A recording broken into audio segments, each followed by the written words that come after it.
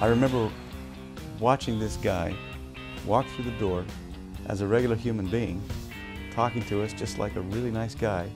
And the night before, he was a master on stage.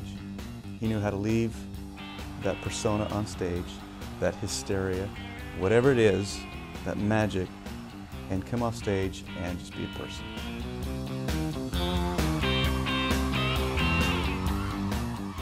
Elvis Presley is an American icon that ushered in a music revolution that triggered a global cultural transformation. He became known as the King and controversially gave birth to rock and roll in an era of conservatism and conformity.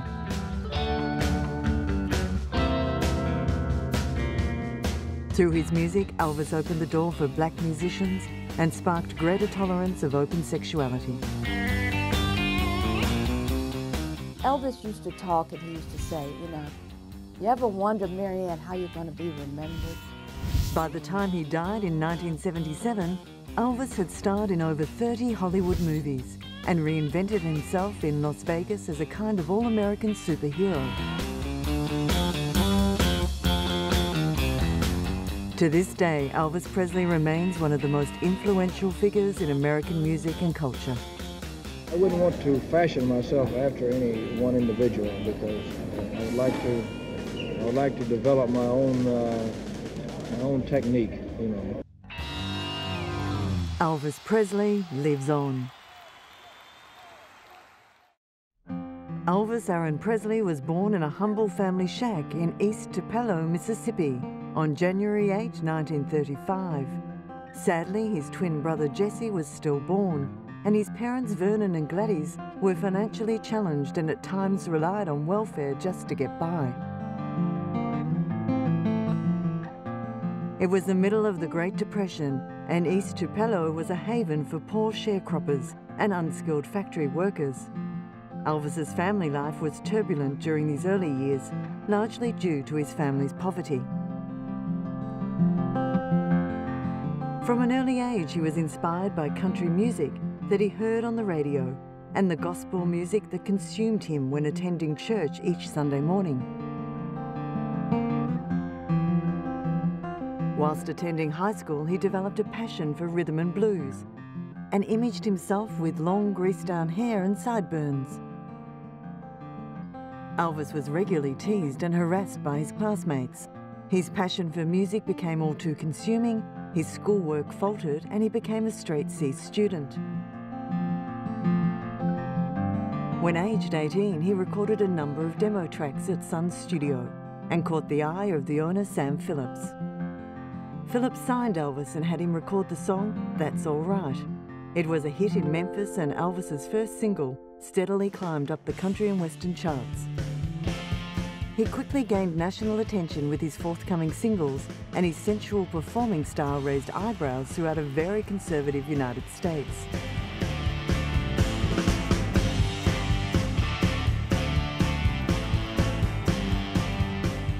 His fans, mostly teenage girls, loved and idolized his revolutionary rock and roll music and performances.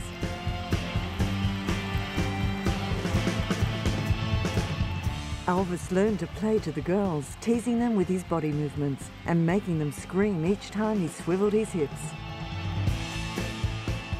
In 1955, Sam Phillips sold Elvis's contract to RCA Records. Moving to RCA was a major step in Elvis's career, gaining national and international promotion and distribution.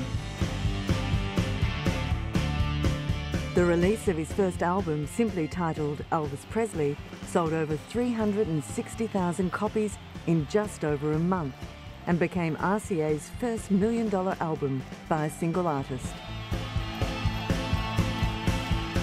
Elvis Presley also became the first album in music history to sell over 1 million copies.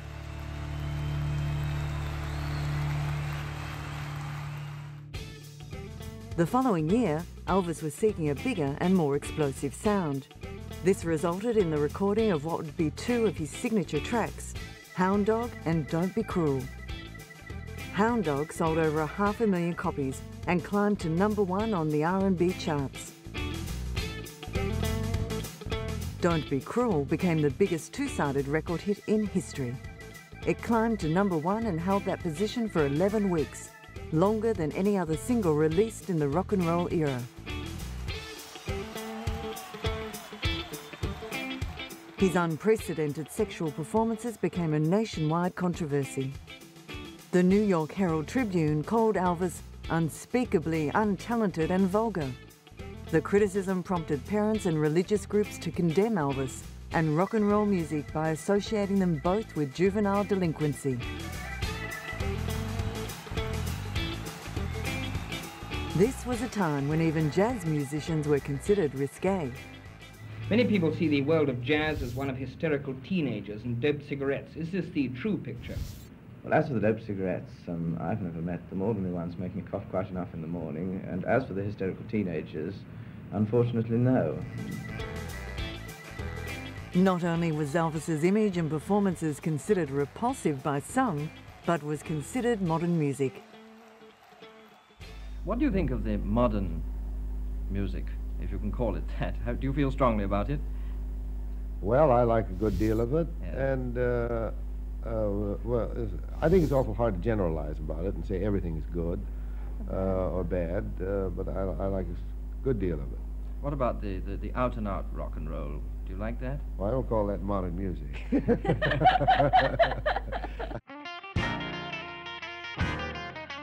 Elvis's performance on The Ed Sullivan Show made television history when the censors decided to shoot the rock and roll star only from the waist up. The media dubbed him Elvis the Pelvis. Never before had an entertainer's hair been the subject of so much attention. Elvis's hairstyle was criticised because of its length and the fact that so many teenagers emulated it. He truly was a trendsetter. In a bid to transform his image to reach an even greater audience, he made his move into Hollywood movies. It was a masterstroke. A phenomenon recalling Marilyn Monroe's sensational debut in show business, Mr. Teenager is on his way to attaining a popularity unparalleled in theater history.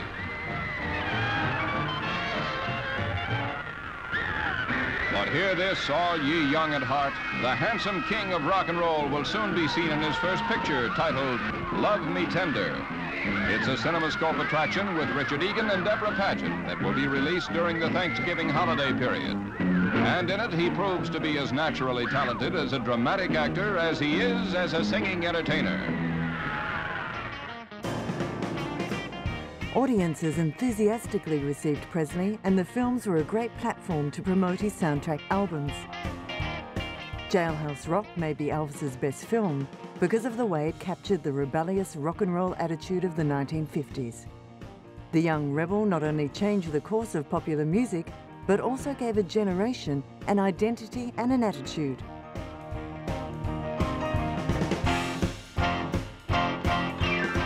Jailhouse Rock was the first single ever to enter the British music charts at #1.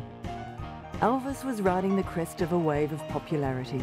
Chart-topping records, hit movies, sold-out concerts, fan hysteria, and near-constant controversy all helped him to become the biggest star on the planet.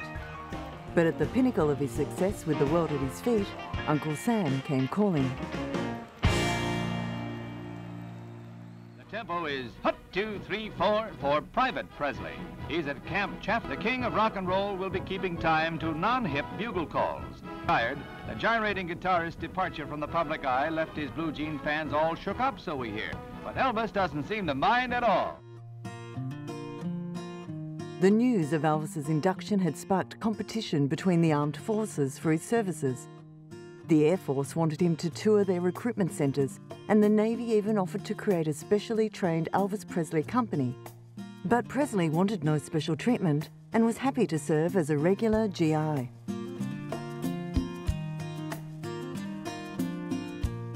He was meant to report for his induction into the Army on January 20, 1958, the very same day he was scheduled to start filming King Creole. Paramount contacted the Memphis Draft Board requesting a deferment until the shooting of the film was complete. The Draft Board had already been deluged by letters from angry fans, who saw the conscription as a government attempt to sabotage Elvis's career.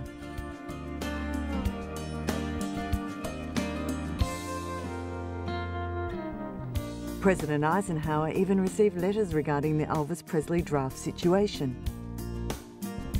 In order to ebb the tide of criticism, the draft board agreed to grant Elvis a 60-day deferment.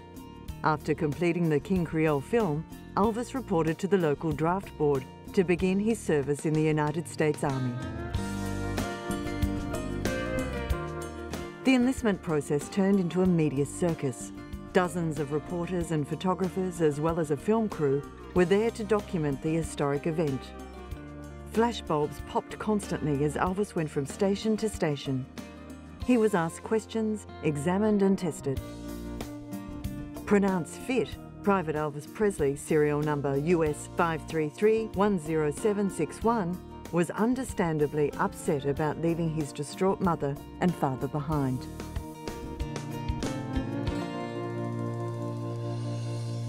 His lucrative career as rock and roll king interrupted for a while, Elvis Presley begins his military service at Fort Chaffee, Arkansas. Just another GI to become acquainted with those interminable Army lineups.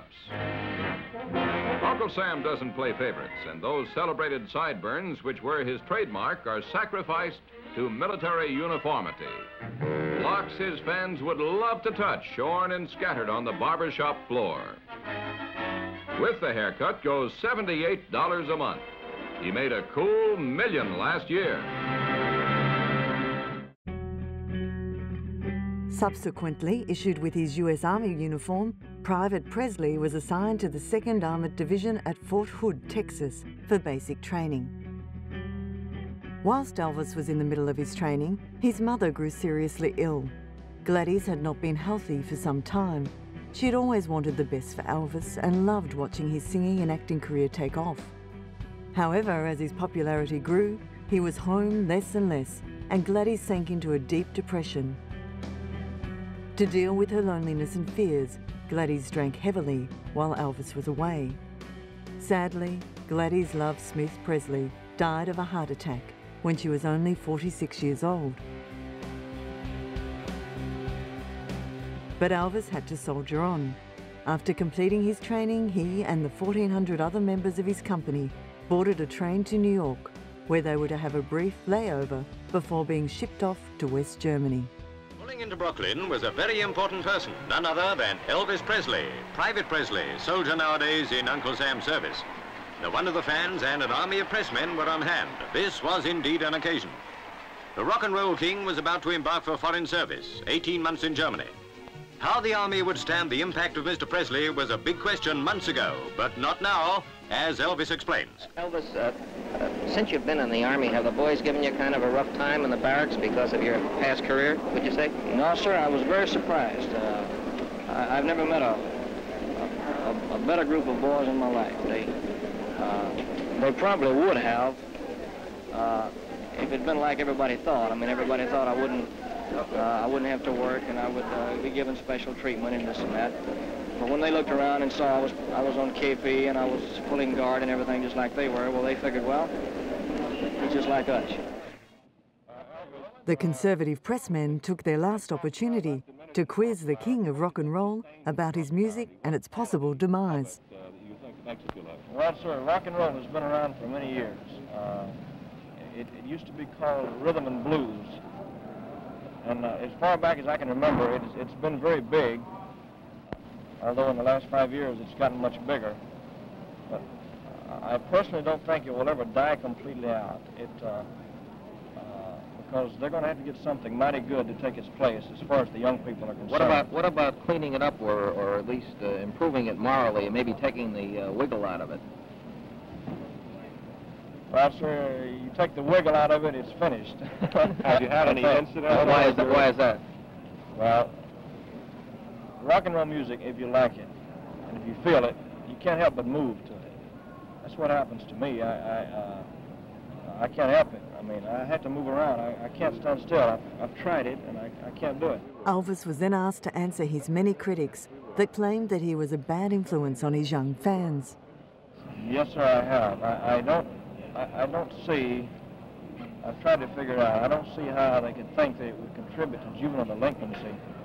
Someone solely singing and dancing. I don't see that, because if there's anything I've tried to do, I've tried to live a straight, clean life and not set any kind of a bad example.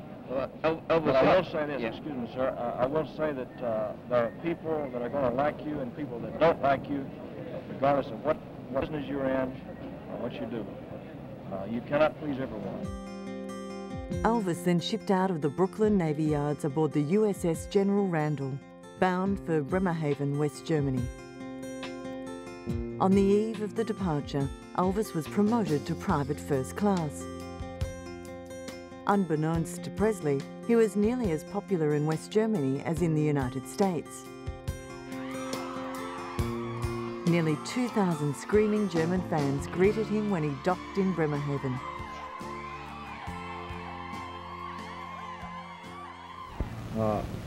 I was very surprised at the reception. I wasn't expecting anything quite that big, and I only regret that I didn't have more time to stay there with them. But maybe someday I can come back when my Army tour is up as an entertainer, and then I'll have more time, and maybe I'll have an opportunity to kind of make myself at home over here. Arrivederci. Oh, that's Italian. Elvis was assigned duty as a Jeep driver, the perfect assignment for a man who loved cars as much as he did. He was rewarded for his diligence by being promoted to corporal. Despite the public hype surrounding him, Elvis behaved just like any other soldier. He carried a gun and he pulled KP, and even did guard duty, which was not a wise assignment. Because Elvis was so famous in Europe, whenever he was exposed to the public, they appeared in droves. One night, a huge crowd gathered when Elvis was doing guard duty at a military entrance. He was standing as ordered, but was surrounded by hundreds and hundreds of fans. It practically took a platoon to rescue him. Elvis's Army MOS was as a tank gunner, which seemed to be a more appropriate assignment. Elvis loved guns, and these were big ones. But there was a problem. Because the guns were so loud, he began suffering from ringing ears and at times seemed to be deaf. Eventually, Elvis was taken out of the tanks. Elvis was permitted to live off base with his family during his tour in Germany. He rented a modest house where he lived with his father and grandmother. Regularly, he'd invite fellow soldiers over for jam sessions. One of Elvis's army buddies invited a young girl named Priscilla Bailu. It was love at first sight when Elvis met the girl that would one day be his wife. For Priscilla, dating Elvis Presley was a dream come true, but the romance came to an abrupt end only a few months after it began. Elvis's tour of duty was over. In the press, she became known as the girl he left behind. When questioned at a press conference back in the States, Elvis denied that any type of romance was going on between him and Priscilla. Well before he came home, America had already begun preparing for the return of Elvis Presley. Even though he had spent 2 years without making a record or a public appearance, Elvis still ruled the record charts. I understand that you want to become a dramatic actor, is that right? Well, so that's my big ambition now. It takes a lot of time, a lot of experience, but I hope I'll make it. I mean, that's what I want to do.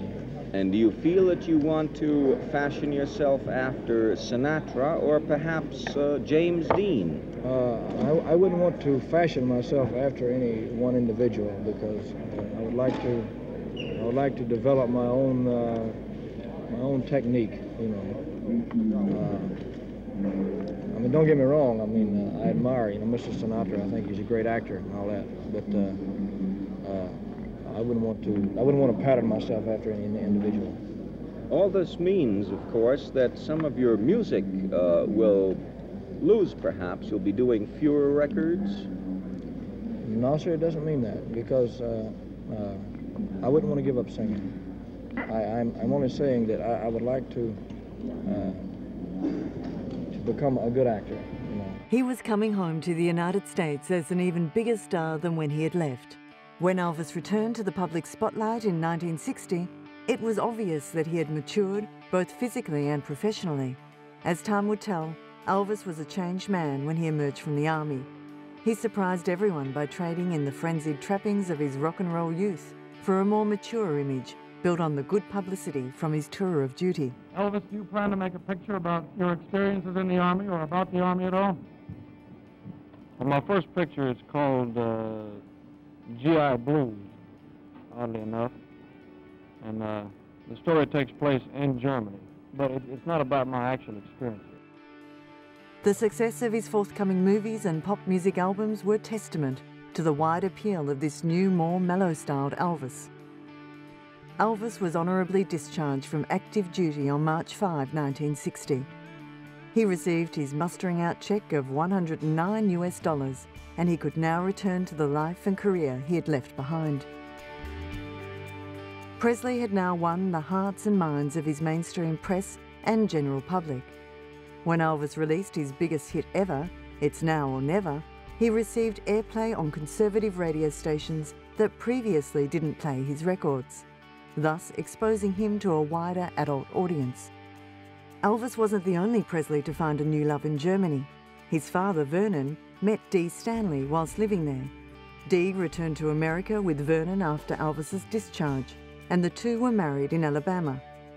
Elvis did not attend his father's wedding, which led to speculation that the marriage caused friction between the two men.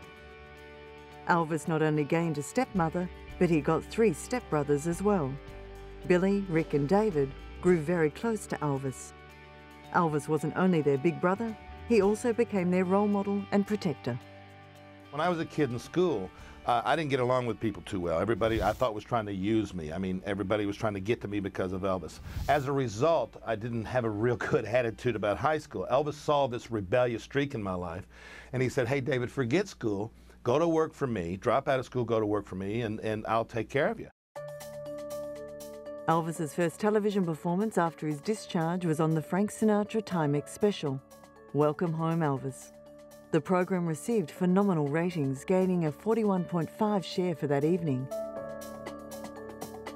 Elvis was paid a staggering $125,000 US for a total of 6 minutes on the air. But this would be his last television performance for 8 years. When Elvis's fans wanted to see him now, they would have to go to the movies. In May 1960, Elvis returned to Hollywood to begin shooting GI Blues. The film was enormously successful, and the soundtrack album reached #1 quickly, remaining on the charts longer than any other Elvis Presley album. Movie critics approved of his new image and predicted he would find plenty of new fans amongst older women. Elvis didn't share the critics' enthusiasm for GI Blues. He felt that there were too many musical numbers and believed some of them made no sense within the context of the plot. He was also concerned that the quality of many of these songs were not as good as the music in his earlier films. His manager pushed Presley into a heavy movie-making schedule, focusing mostly on low-budgeted musical comedies. Elvis at first insisted on pursuing more serious roles, but his attempts to be a dramatic actor in The Flaming Star and Wild in the Country both flopped at the box office. He then reverted to the low-budget soundtrack formula. The 27 films he made during the 1960s were mostly canned by critics, but were consistently successful at the box office. 7 years after Elvis first met Priscilla, he proposed. The wedding ceremony took place at the Aladdin Hotel in Las Vegas and took less than 10 minutes. 2 months later, it was announced that Priscilla was pregnant, but after the arrival of their daughter, Lisa Marie, the relationship broke down. Some years later, they held hands during their divorce proceedings and remained friends. Recently, Priscilla reflected on her time with the man she held so dear. To me, the times I cherished were the times that we were alone. And, you know, there was always so many people in the entourage at all times. And we lived and breathed together with the entourage, traveled together, ate together, and experienced a lot of things. But the times that we were alone and when he really revealed himself. During his time in Hollywood, it was often rumoured that Elvis dated his co-stars, something that Marianne Mobley strongly denies. You know, we never dated. We did 2 movies together. We were great friends, and we never dated. In fact, I never saw him off the MGM lot, which was my home studio, except on 2 occasions. And once he and the boys were taking me home because my car was in the shop. And then once when he invited my husband and I to come to Vegas for one of his concerts. But always, one of the boys would call and say, Marianne, we got a new number at the house, and Elvis wanted you to have it in case you ever needed us. He was a very loyal and loving friend.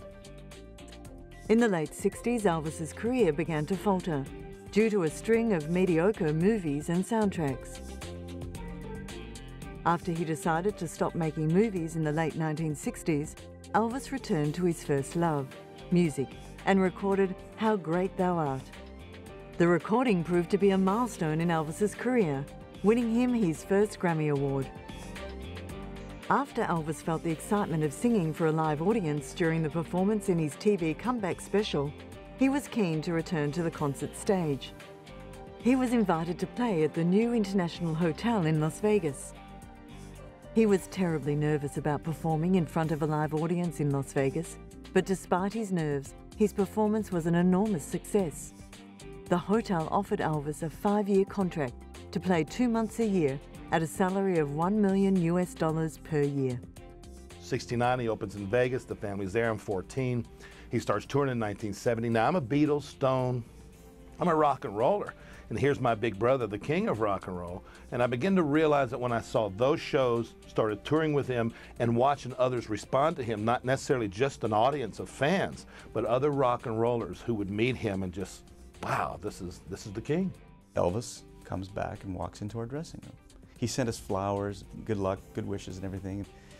And he really talked like this too, you know, just, how y'all doing? And I remember watching this guy walk through the door as a regular human being, talking to us just like a really nice guy. And the night before, he was a master on stage. At least to me, my perception, the guy knew how to shut it off. He knew how to leave that persona on stage, that hysteria, whatever it is, that magic, and come off stage and just be a person. After his successful engagements in Las Vegas, Elvis took his act on the road and toured intensively for the next few years. By 1971, Elvis was on the road more than most other acts in show business. He would tour for 3 weeks at a time, taking no days off and doing 2 shows on Saturdays and Sundays. Elvis and his entourage would arrive in a city and depart again in less than 24 hours. Such a demanding schedule took its toll in terms of Elvis's desire to update or change the material in his act. Eventually, his performances became standardized, even routine. Despite this, Elvis' concerts were almost always sold out. His dependency on a variety of prescription drugs and the non-stop touring started to take its toll on Elvis Presley's physical and mental health. In 73, 74, 75, we were having some great years. Elvis was involved in prescribed medication. That went from use to abuse. For example, Elvis was like 165, 168, 72, 73, up until 74. 75, about 200, 76, 77, 255. These were results of medications prescribed by doctors that Elvis took on a regular basis. This went from a use to abuse scenario. Hugely overweight and his mind significantly dulled by the drugs that he took daily, he was barely able to pull himself through his abbreviated concerts. When on stage, he was so nervous he could hardly talk. Elvis's overuse of drugs evolved into a frightening level of abuse, and he was hospitalized several times. Personally downhearted and paranoid, Elvis grew bored and dissatisfied. By 1976, it was almost impossible to get Elvis into a recording studio, despite his contractual obligations. Sadly, Elvis Presley died on August 16, 1977, in the bathroom of his Graceland mansion in Memphis, Tennessee. he was just 42 years old. Elvis had been on the toilet but fallen off onto the floor, where he lay in a pool of his own vomit. Joe Esposito, Charlie Hodge, Vernon Presley, Sandy Miller, a couple others were there, and they had converged on him, and they had just rolled him over, and I realized that he was gone. There was no mistake that on that day Elvis Presley had left the building. Paramedics said, what do we have? They came, they started working. I automatically blurted out, it's a drug overdose. Now that's a controversial issue with a lot of people, but it's funny how the world's tried to become an authority on my big brother. I was there. I lived with this guy for 17 years. I toured with him for 5 years. I knew his habits, medications, wins, wears, do's, don'ts. That day he took too much and it cost him his life. The news of Elvis's death not only stopped a nation, it shocked the whole world.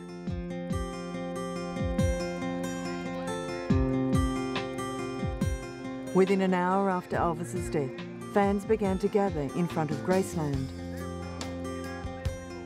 By the following day, when the gates were open for mourners to view Elvis's body, the crowd was estimated to be 20,000 and grew to a staggering 80,000 mourners at the close of the day.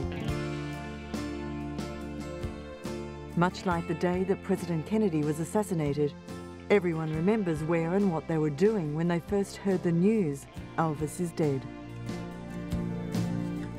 President Jimmy Carter issued a statement that credited Presley with having permanently changed the face of American popular culture. Eventually, so many mourners arrived that it was impossible for them all to be admitted to Graceland. Law enforcement officials were there in force, concerned that the crowd might get out of hand. But fortunately, although the gathering was at times hysterical, it remained peaceful. The stifling Memphis heat and the emotions felt on that day took its toll on some.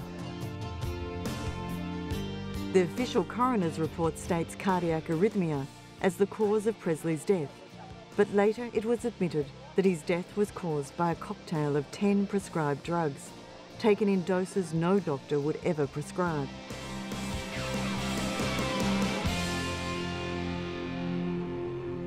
I think people always sensed in Elvis this sense of kindness and love that he had. I mean, he was also fun, but he was much nicer than I think most people even realized, those who loved him. He was just innately a good person. The one thing about Elvis was that he didn't really understand what made him great. I think that there was a time when he questioned it and he wondered, what am I doing? What do I have? What is this? And then I think later he just accepted it. Elvis Presley's funeral was held at Graceland. Approximately 80,000 people lined the processional route to Forest Hill Cemetery, where Presley was buried next to his mother. Following an attempt to steal his body, he was reburied in Graceland's meditation garden. The following year, thousands returned to Memphis to commemorate the first anniversary of Elvis Presley's death. 100,000 fans are here from all over the world. Almost every one of them will spend most of one day queuing to see Presley's grave. Pilgrimages to the Graceland mansion have continued to this day to commemorate the anniversary of his death. People from all around the world come together to take part in the emotional experience and participate in candlelight vigils. Although Elvis didn't perform in Europe, many make the trip across the Atlantic to pay homage to their king. Possibly because I think we missed out. Oh, excuse me, because I'm going to get emotional. Because he never came. We wanted him to come so much. He didn't, so this is the best we can get. קודם כל, כמות מטורפת של כריזמה. האיש הזה, from his, מפה עד his toes, הוא 100% כריזמה מפוצלת. אנחנו שאלנו כל מיני אנשים, אם אלוויס היה חי היום והיה רץ לנשיא ארצות הברית, אנחנו בוחרים בו far out מכל אחד, כל קנדידט שעומד מולו היה הולך הביתה.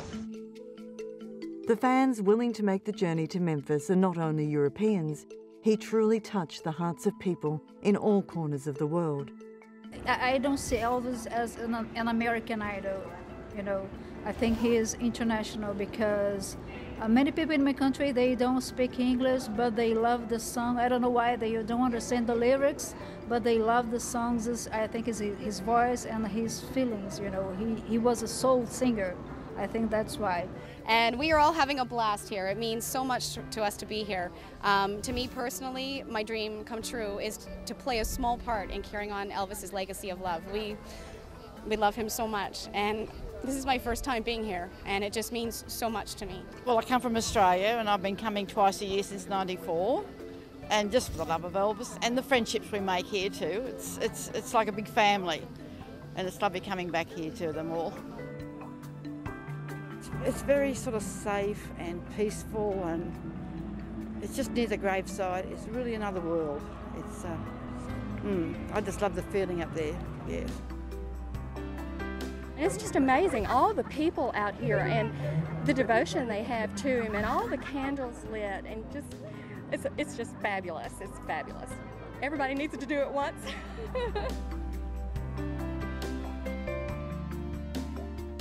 Priscilla Presley made an appearance as part of an event marking the 30th anniversary of Elvis Presley's death.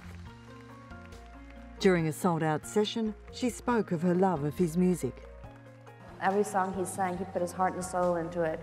And it's hard to have a favorite song because just when you say, oh, this is my favorite, then you hear another song and you go, oh, God, this is my favorite. And then you hear that song and you go, oh, that song brings back memories. I really like that song. And, you know, I don't know. When you grow up or you grew up listening to Elvis songs, there's really a special meaning to all of them. It's been going on for 30 years. It doesn't look like it's ever going to stop. I don't know why. I think Elvis just was one of those magical dudes, man. I mean, he was a highly spiritual individual.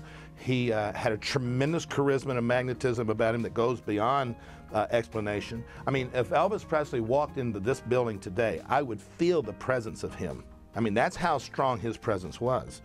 And that's an unexplainable phenomenon that I think in 30 years from now, I'll be 80-something years old, and we may be still sitting in this room talking about why is Elvis Presley so big. The 30th anniversary saw not only loved ones and family members reflect on Elvis's life, but also Mary Ann Mobley, who gave a personal insight into what Elvis thought about his own legacy. I do think that Elvis would have been surprised. Elvis used to talk and he used to say, you know, you ever wonder, Mary Ann, how you're going to be remembered?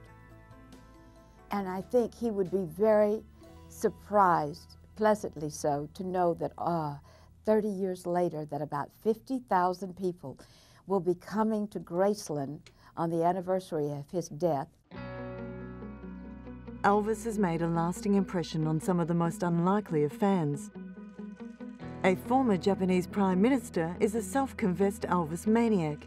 He was terribly excited when he took a tour of Presley's Graceland home with President George W. Bush. The visit here is an indication of how well known Elvis was around the world. There's a lot of people still singing Elvis Presley songs here in the States, and there's a lot of people who loved Elvis Presley in Japan, including the Prime Minister.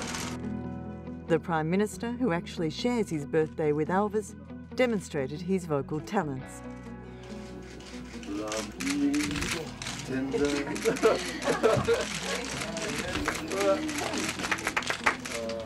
Wise man say, We need karaoke. I thought you were going to do blue suede shoes. Elvis's daughter Lisa Marie and Priscilla clearly enjoyed the antics of Kozumi during their private tour. Lisa Marie has been actively keeping the Presley music tradition going. In 2003, she released her first solo album titled To Whom It May Concern. The album received positive feedback from her peers in the industry. Puff Daddy called me out of nowhere one day and was like, saw the video and was saying just from one artist to another, I think it's amazing, and you know, you have your own thing going on and it's great. Who else? I don't know, a few others. Elton John sent me flowers, which I was very happy about.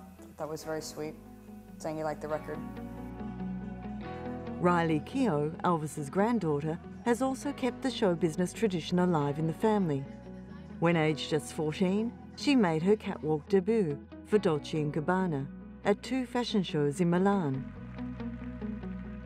Before, it was really scary and I was shaking. But then when you get out, it's really fun and I like doing it. Despite her nerves, she impressed 2 of the biggest names in the fashion world. No, era tranquilla, allora per D&G era nervosa perché era la prima volta, poi ha fatto la prima uscita, fatto.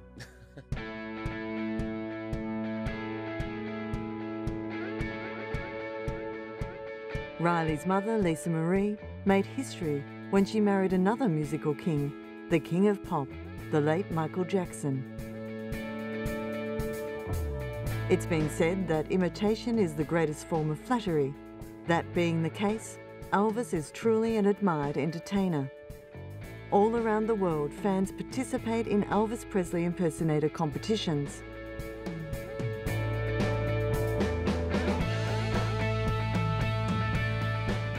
Israeli Elvis impersonators regularly gather at a petrol station known as the Elvis Inn near Jerusalem. The crowd in Israel love this song.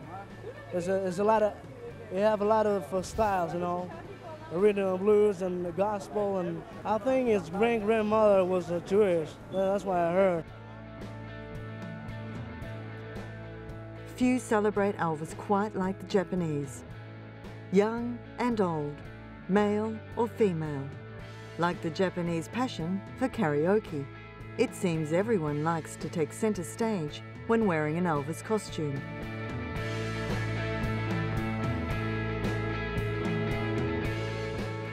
Some even see him as a godlike figure.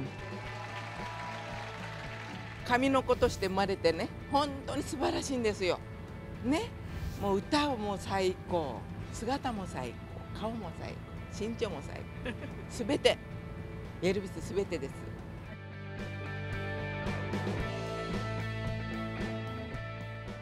The Elvis craze has even hit the shores of Goa in India. And it's good for business, entertaining locals and tourists alike. Response is very good, very good. I don't have a place to sit. People are shouting at me. I don't know how to cope with it. Wish me luck. This is the most greatest thing that ever happened to me. Filipino Walter Perez is just one of many die-hard Elvis fans that put it all on the line in the hope of winning a trip to Graceland. As to whether he likes it or not, he is the king of rock and roll, he is the king of ballad, he is the king of the music, he is a soldier. Walter Perez! Kuala Lumpur played host to the Malaysian leg of the same competition and enlisted a professional Elvis impersonator as chief judge of the auditions. I'm very impressed. I'm very impressed with the way the impersonators have actually come up with their own version of Elvis. You see, as you can see, everybody remembers Elvis in different way, and today they've come to show it their way. 50 Elvis Presley lookalikes took to the streets of central London to celebrate what they believe to be the 50th anniversary of the birth of rock and roll. This is the 50th anniversary of Elvis's first song. But it's not just the 50th anniversary of Elvis's first song, it's the 50th anniversary of rock and roll. The defining moment in history is when Elvis went into that recording studio in Sun and sang That's All Right. For me, for Elvis, it's the crossover appeal, the fact that he can cross over to all races and colour, which is to have that kind of talent is extraordinary as well. It seems Elvis's riding around in a double-decker bus was not quite eye-catching enough for the English. On what would have been Elvis's 70th birthday, 77 Elvis impersonators crammed into a department store in an attempt to enter the Guinness Book of Records. I'm going to give it a count of 4. After counting 4, the guitar intro, and then into the song. Well, today they've set a Guinness World Record for having the most Elvis impersonators singing in one location. As you can hear behind me, they had 77 Elvises all fully dressed with their wigs and their glasses and their singing voices, and it was great. The ongoing Elvis phenomenon is largely due to his following of loyal fans. Today, his influence is still felt by performers from all generations. He was definitely a pioneer of trying to do a little bit of everything, of being a triple threat, acting and singing and dancing and just being a full-fledged entertainer. So I guess I'm trying to follow in his footsteps in a way. Hound Dog was one of the first records I had. It was a tiny little 45, and it was Hound Dog, and I used to listen to it all the time. So yeah, Elvis, big part of my musical education.